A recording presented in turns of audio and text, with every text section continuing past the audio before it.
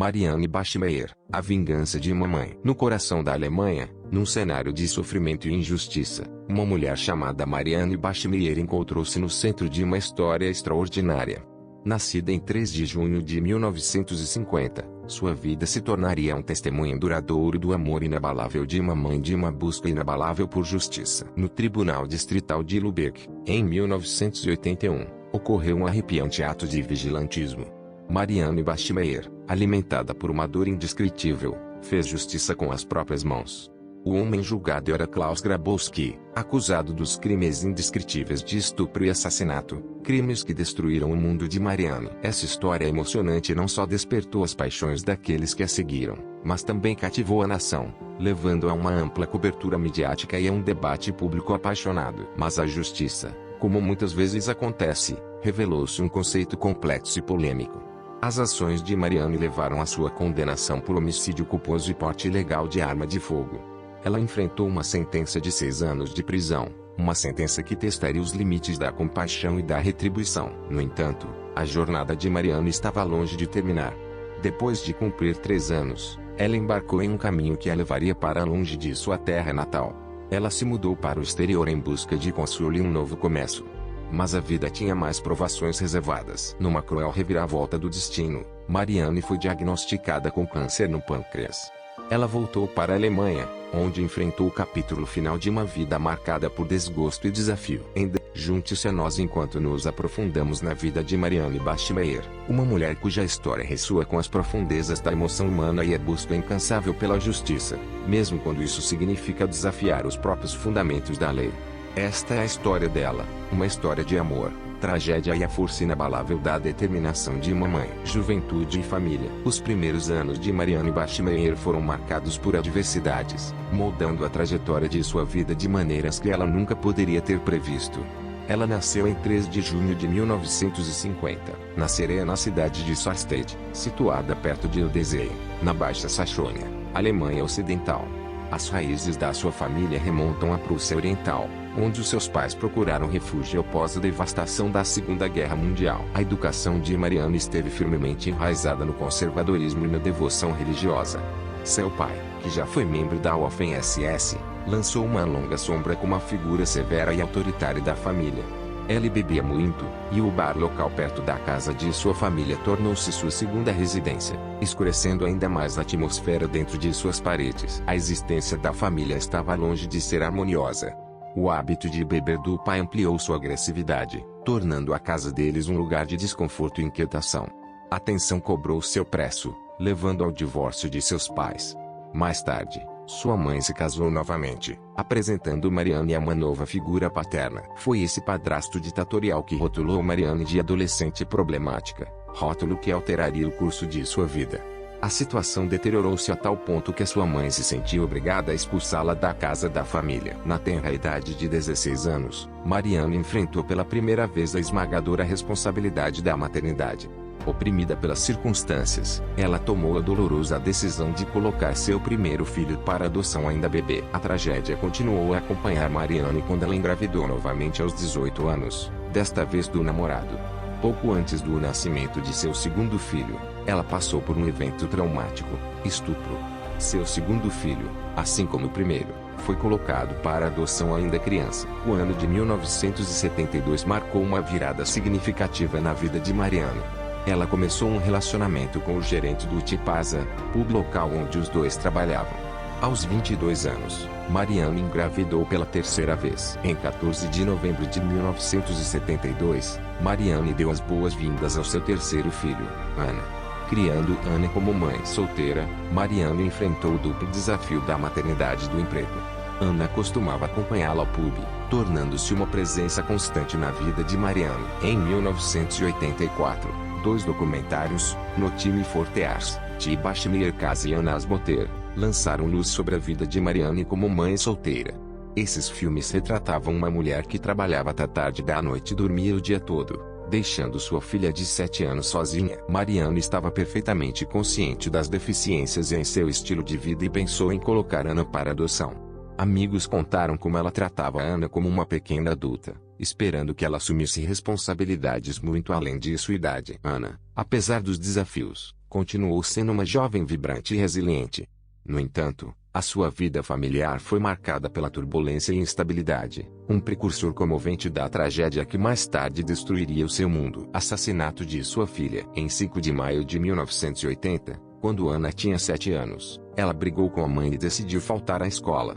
Neste dia ela foi sequestrada por Klaus Grabowski, um açougueiro de 35 anos, cuja casa ela já havia visitado para brincar com seus gatos. Ele segurou Anna por várias horas em sua casa, agrediu-a sexualmente e finalmente a estrangulou com uma meia calça de sua noiva. Segundo o promotor, ele amarrou a menina e a colocou em uma caixa, que deixou na margem de um canal. A noiva de Grabowski então entregou à polícia. Grabowski foi um criminoso sexual condenado e já havia sido sentenciado pelo abuso sexual de 2 meninas. Em 1976, submeteu-se voluntariamente à castração química, embora mais tarde tenha sido revelado que posteriormente foi submetido a tratamento hormonal para tentar reverter a castração. Uma vez preso, Grabowski afirmou que Anna queria contar à mãe que ela havia abusado dela para extorquir dinheiro dele. Ele disse que seu medo de voltar para a prisão o levou a matá-la. Justiça vigilante no tribunal. O chocante acto de justiça vigilante que ocorreu no Tribunal Distrital de Lübeck, em 6 de março de 1981, enviou ondas de choque por todo o sistema jurídico na Alemanha e em outros países. O agressor, identificado como Bachmeier, contrabandeou uma Beretta 70 para o tribunal, marcando uma violação assustadora da segurança no processo judicial. Os acontecimentos que se desenrolaram naquela manhã fatídica foram nada menos que um pesadelo. À medida que o julgamento prosseguia no seu 3º dia, a tensão pairava fortemente no ar. Bachmeier, alimentada pelo que ela afirmava ser um desejo de justiça, resolveu o problema com as próprias mãos de maneira brutal e devastadora. Ela se posicionou estrategicamente atrás de Grabowski, seu alvo, e, com uma precisão arrepiante, disparou 7 vezes. A sala do tribunal, anteriormente um símbolo da lei e da ordem, foi instantaneamente transformada num cenário de caos e tragédia. Grabowski, a vítima, suportou o peso da ira de Bachmeier. 6 dos 7 tiros disparados acertaram o alvo e Grabowski foi morto quase instantaneamente. Toda a sala do tribunal ficou em desordem enquanto o pânico e confusão varriam os espectadores, os profissionais da área jurídica e os acusados. Bachmeier, talvez surpreendentemente, não fez nenhuma tentativa de fugir do local. Após o ato horrível, ela baixou calmamente a arma e não ofereceu resistência enquanto as autoridades a prendiam. A sua rendição foi, por si só, um estranho contraste com o episódio violento e caótico que acabara de se desenrolar momentos antes. As suas ações, embora sem dúvida chocantes e moralmente repreensíveis, deixaram muitas questões sem resposta sobre os fatores que a levaram a cometer um ato tão hediondo de justiça vigilante dentro da própria instituição destinada a administrar a justiça legal. Na sequência deste trágico incidente, o sistema jurídico alemão foi forçado a enfrentar sérias preocupações de segurança nos seus tribunais. Este ato chocante sublinhou as vulnerabilidades que existiam e levou a uma reavaliação das medidas e procedimentos de segurança. Também suscitou uma discussão social mais ampla sobre o papel da justiça vigilante, os limites do sistema jurídico e as potenciais consequências de permitir que as queixas se agravem sem canais adequados de resolução. O legado deste terrível incidente no Tribunal Distrital de Lübeck continua a lançar uma longa sombra sobre as discussões sobre justiça, segurança e o equilíbrio entre o Estado de Direito e as emoções profundas que podem levar os indivíduos a resolver os problemas pelas suas próprias mãos. Reação pública. O incidente no Tribunal Distrital de Lübeck em 1981 teve um impacto profundo e divisivo na opinião pública na Alemanha Ocidental. Rapidamente se tornou um dos casos de justiça vigilante mais amplamente reconhecidos na história do país, atraindo ampla cobertura mediática tanto a nível nacional como internacional. Equipas de televisão de vários cantos do mundo deslocaram-se a Lübeck para reportar o caso, destacando o choque e o fascínio que este gerou. Um aspecto particularmente digno de nota das consequências foi a decisão de Bachmeier de vender a história de sua vida à revista Stern por uma quantia substancial, aproximadamente 100 mil marcos alemães. Esse pagamento permitiu-lhe cobrir as custas judiciais e marcou uma virada polêmica na trajetória da história. Durante o tempo em que Bachmeier esteve sob custódia, ela recebeu uma onda de apoio de certos segmentos do público. Mensagens de incentivo, presentes e flores chegaram ao seu confinamento, refletindo certo nível de empatia e compreensão por suas ações. Muitos acreditavam que as suas ações foram motivadas por um profundo sentimento de injustiça e um desejo de retribuição contra o homem que ela considerava o agressor das suas filhas. No entanto, o sentimento público sobre as ações de Bashir estava longe de ser unânime. Havia indivíduos que acreditavam firmemente que um Estado constitucional não deveria tolerar ou desculpar atos de justiça vigilante. As complexas questões éticas e legais levantadas pelas suas ações geraram um debate acalorado em toda a sociedade. A opinião pública sofreu uma mudança significativa quando Stern publicou a história de vida de Bashir, que revelou detalhes perturbadores sobre o seu passado, incluindo seus 2 primeiros filhos e a ligação do seu pai aos santos. Esta revelação transformou a sua imagem pública de uma mãe inocente em busca de justiça para uma figura mais complexa e controversa. Apesar disso, permaneceu um número substancial de indivíduos que demonstraram abertamente a sua compaixão pela sua ação retaliatória, refletindo a profunda ressonância emocional do seu caso. O judiciário da Alemanha Ocidental também foi alvo de críticas de muitos quadrantes. Os críticos argumentaram que o sistema legal permitiu que um homem que abusou sexualmente de 2 meninas usasse hormônios na tentativa de recuperar a libido, levantando questões sobre a eficácia do sistema de justiça no tratamento de casos de abuso sexual e na proteção dos direitos das vítimas. A reação pública a este caso sublinhou as complexidades da justiça vigilante e as emoções profundas e os dilemas morais que ela pode evocar. Tornou-se um símbolo das discussões sociais mais amplas sobre os limites do sistema jurídico, as consequências dos abusos e o papel da empatia e da compreensão face às circunstâncias extremas. Sentença por homicídio culposo. Os procedimentos legais que se seguiram ao chocante ato de violência no Tribunal Distrital de Lübeck foram marcados por intensos debates e deliberações jurídicas. Em 2 de novembro de 1982, Bashir foi inicialmente acusado em tribunal do crime de homicídio, acusação que acarretava apenas implicações severas. No entanto, o curso do julgamento logo sofreria uma reviravolta significativa. À medida que o processo judicial se desenrolava, a acusação acabou por retirar a acusação de homicídio contra Bashir. Após 28 dias de negociações rigorosas, o conselho que supervisionou no caso chegou a um veredicto. Esta decisão ocorreu após meses de intenso escrutínio e análise jurídica, ponderando os fatores complexos que cercaram o incidente. Em 2 de março de 1983, pouco mais de 4 meses desde o início do processo, Bashir recebeu seu veredicto da Câmara do Tribunal Distrital de Lübeck. Ela foi condenada, não por homicídio, mas pela acusação menor de homicídio culposo, juntamente com uma acusação adicional de porte ilegal de arma de fogo. Isto marcou um momento crucial no caso, uma vez que a gravidade das acusações influenciou significativamente a pena que seria imposta. Crucialmente, o tribunal confirmou um argumento fundamental apresentado pela defesa, que o acto não foi premeditado. Esta distinção desempenhou um papel crucial na determinação do grau de culpabilidade atribuído a Bashir pelas suas ações no tribunal naquele dia trágico. No final das contas, Bashir foi condenada a 6 anos de prisão por seu papel no tiroteio fatal. No entanto, ela não cumpriu a pena completa. Depois de passar 3 anos atrás das grades, ela foi libertada, marcando a conclusão de uma jornada jurídica que capturou a atenção da nação e acendeu intensos debates sobre justiça, retribuição e as consequências das ações dos vigilantes dentro do sistema jurídico. O caso de Bashir constitui um lembrete claro das complexidades inerentes ao sistema de justiça criminal, onde a determinação das acusações e as sentenças resultantes podem ser influenciadas por uma multiplicidade de fatores, incluindo as nuances da intenção e da premeditação. Continua a ser objeto de estudo e debate, oferecendo informações valiosas sobre os dilemas jurídicos e éticos colocados pela justiça vigilante e pela aplicação da lei em casos que desafiam uma categorização fácil. Cobertura pública subsequente. As consequências do tiroteio no tribunal continuaram a cativar a atenção do público durante anos após o incidente. Em 1994, 13 anos significativos após o tiroteio, Bashir quebrou o silêncio ao conceder uma entrevista à estação de rádio The Landfunk. Isto marcou um momento crucial quando ela começou a discutir publicamente as suas motivações e ações naquele dia fatídico. No mesmo ano, sua autobiografia foi publicada pela editora alemã Schneekluge Verlag. Este livro de memórias forneceu um relato em primeira mão de sua vida, suas experiências que levaram ao tiroteio e suas perspectivas sobre os trágicos acontecimentos que se desenrolaram.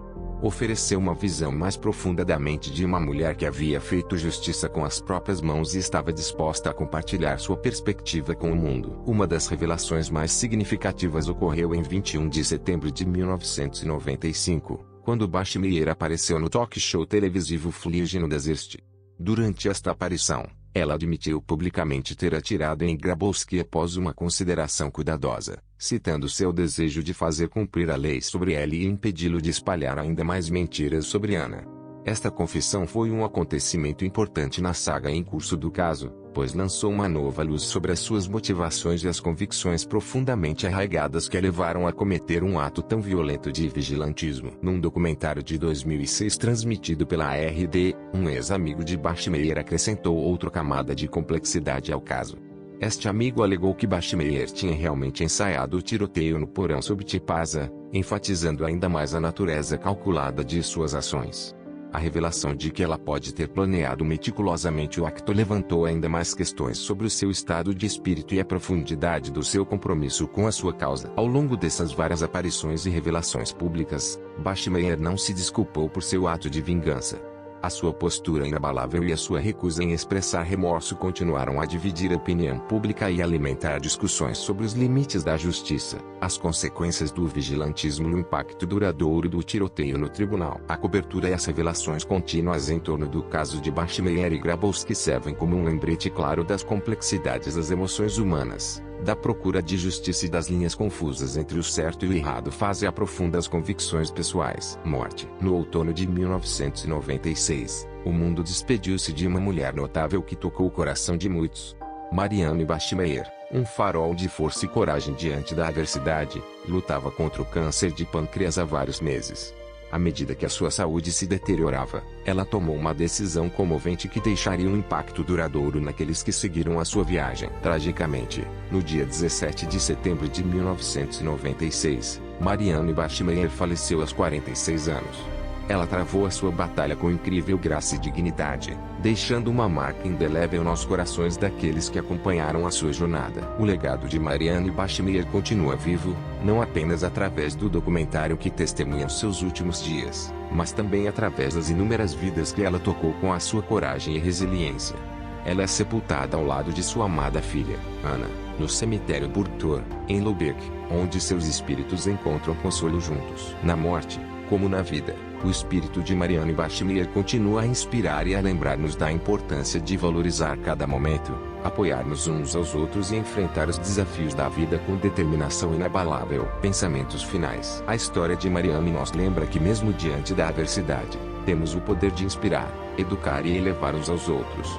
Sua decisão de compartilhar seus momentos finais com o mundo foi um ato altruísta de coragem que tocou corações em todos os lugares. Em sua memória, devemos continuar a aumentar a conscientização sobre a importância da detecção precoce e a necessidade de cuidados compassivos para aqueles que lutam contra doenças terminais.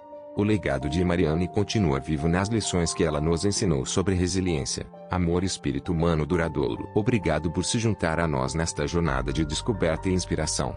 Que a memória de Marianne continue a brilhar em nossos corações e mentes, lembrando-nos que, na vida e na morte, todos somos capazes de causar um impacto profundo no mundo. Antes de encerrarmos, convidamos vocês, nossos queridos telespectadores, a fazerem parte de nossa comunidade. Se você se emocionou com a história de Marianne Bashir Meir e acredita no poder dos documentários para inspirar e educar, considere se inscrever em nosso canal. Ao fazer isso, você ficará atualizado sobre nossos projetos mais recentes e se juntará a nós para homenagear os legados de pessoas extraordinárias como Marianne. Também encorajamos você a compartilhar seus pensamentos e ideias conosco. Sua contribuição é inestimável à medida que embarcamos em novas jornadas para explorar histórias cativantes e histórias não contadas. Deixe seus comentários abaixo, sugerindo temas para futuros documentários, e deixe sua voz ser ouvida. Obrigado por fazer parte da nossa família de documentários. Juntos, podemos continuar a lançar luz sobre as histórias que merecem ser contadas e a celebrar o espírito indomável da experiência humana. Até a nossa próxima exploração, que você encontre inspiração nas vidas que compartilhamos e que as suas próprias histórias sejam repletas de esperança, resiliência e da busca duradoura pelo conhecimento.